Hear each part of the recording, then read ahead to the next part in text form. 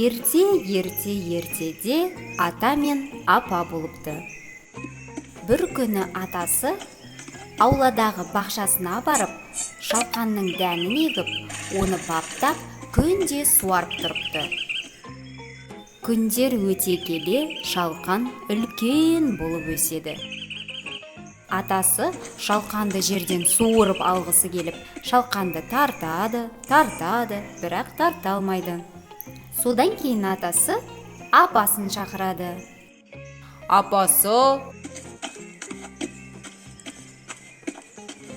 Атасы, не боп қалды? Мына шалқанды жерден суырып алуға маған көмектес. Апасы атасының арқасынан ұстап, ал атасы шалқаннан ұстап, шалқанды тартады, бірақ тарта алмайды. Содан кейін апасы немересін шақырады. Апатай, мені шақырдыңыз ба? Иә, қызым, бізге көмек керек. Жарайды.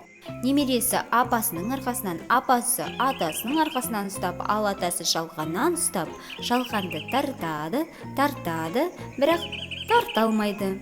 Содан кейін немересі күшігін шақырады.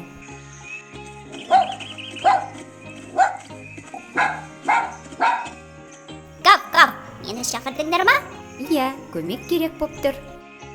Күшігі немересінің арқасынан, немересі апасының арқасынан, апасы атасының арқасынан, атасы шалқаннан ұстап, шалқанды тартады, бірақ тарта алмайды.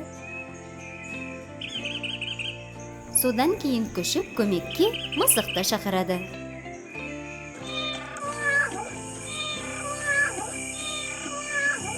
Мяу, мені шақырдыңдар ма? Гав! Иә, көмек керек боп тұр.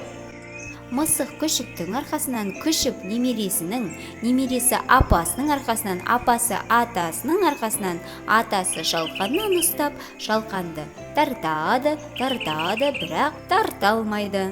Содан кейін мысық көмекке тышқанды шақырады. Мені шақырдыңдар ма? Иә, көмек керек боп тұр.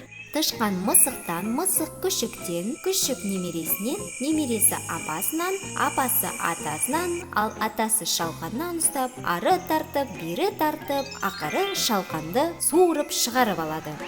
Барлығының қуанышында шек жоқ болып, апасы барлығына шалқаннан тәтті тағам жасап береді. Сонымен бірліктің арқасында жетістіктерге жетуге болады екен.